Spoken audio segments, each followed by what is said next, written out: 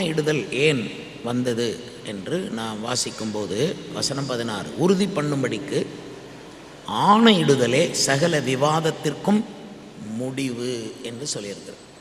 ஆணையிடுதல் விவாதத்துக்கு முடிவு. விசுவாசிகள் பரிசுத்தாவி பெறுவதற்கு முன்பு தேவனுக்கு முன்பு ஆணையிட வேண்டும். என்னால் முடிந்த மட்டும் நான் பரிசுத்தமாக இருப்பேன், என் வழியை காத்துக்கொள்வேன், பரியாசக்கார உட்கார இடத்தில் உட்கார மாட்டேன், பாவிகளுடைய வழியில் நிற்க மாட்டேன், துன்மார்க்குடைய ஆலோசனையில் நடக்க மாட்டேன், பாவமென்று தோன்றுகிற நீர் சொல்லியிருக்கிற விஷயங்கள் எதிலும் நான் மனப்பூர்வமாய் செல்ல மாட்டேன். இது ஆணை. ஆணையிட்டவர்களுக்கு பரிசுத்தாவி கிடைக்கும். சீஷர்களும் அவர்களோடு சேர்ந்த ஆட்களும் ஆணையிட்டு அவரை பின்பற்றினவர்கள்.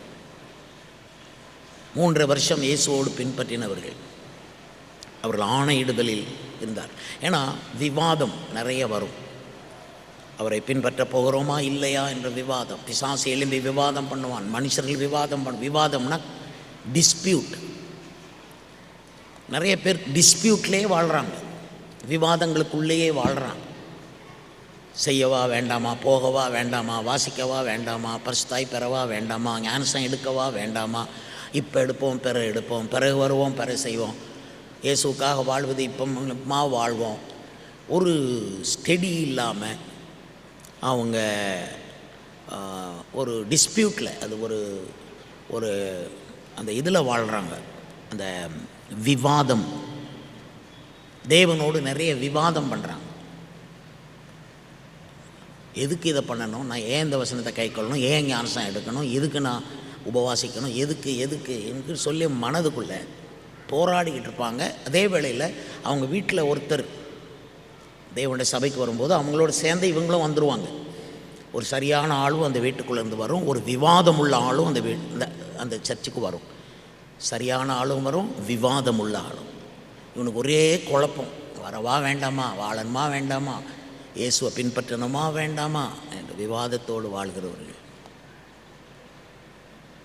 நீங்கள் விவாதத்தோடு வாழக்கூடாது, விவாதத்தோடு, டிஸ்பியூட்டோடு.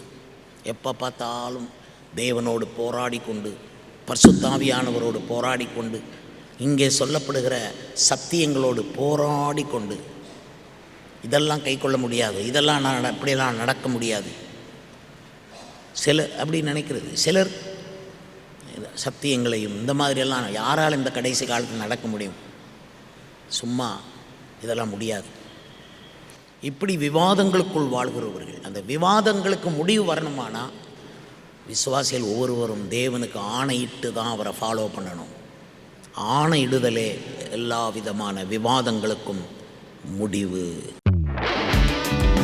துதியின் கோட்டை ஆலயம் புதிய பேருந்து நிலையம் அருகில், திருநெல்வேலி 620007 தமிழ்நாடு, தென்னிந்தியா. இணையதள முகவரி www.fortopriceministries.org.